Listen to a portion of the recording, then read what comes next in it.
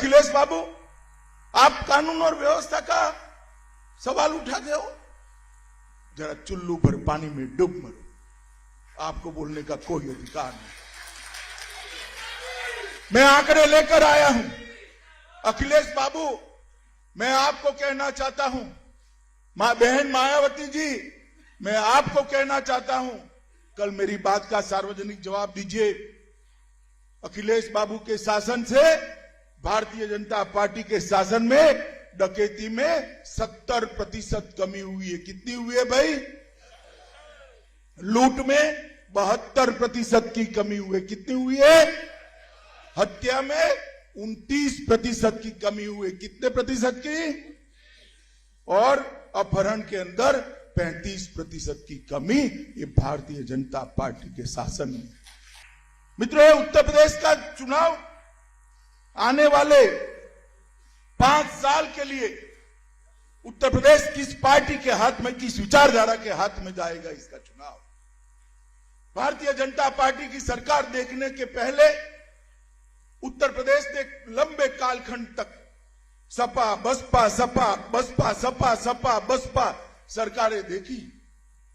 सपा आती थी, एक जाति का काम करती थी, बसपा आती थी, दूसरी जाति का काम करती थी। कभी भी उत्तर प्रदेश का संपूर्ण विकास का नक्शा किसी ने खींचा ही नहीं।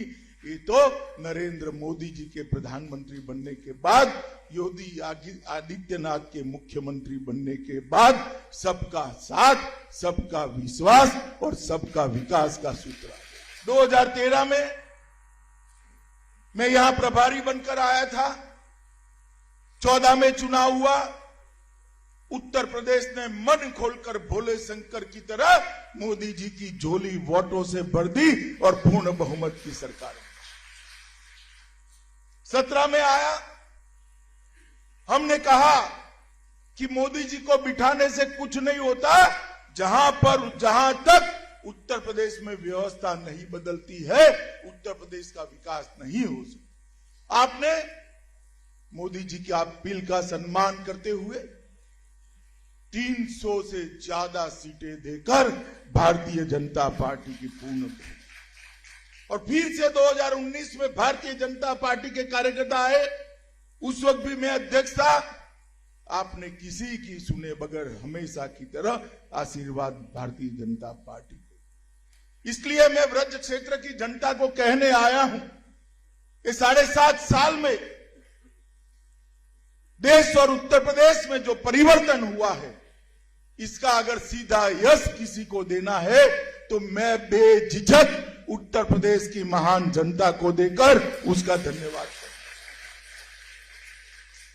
और इस बार यूपी का जो चुनाव है, मैं आप सभी को कहना चाहता हूं, भाइयों बहनों युवाओं, ये यूपी के चुनाव को विधायक का चुनाव मत समझिए, किसी को मंत्री मुख्यमंत्री बनने का चुनाव मत समझिए। उत्तर प्रदेश का चुनाव आने वाले देश में भारत के भाग्य का निर्णय करने वाला चुनाव, क्योंकि देश के सबसे बड़ा सूबा है।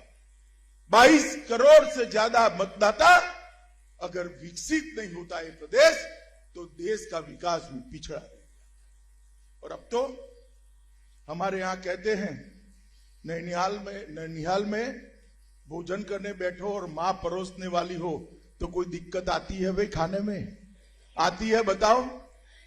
अब यूपी का विकास करना है, आपने वोट भी दिए और मोदी जी भी उत्तर प्रदेश से जीतकर देश के प्रधानमंत्री बने हैं।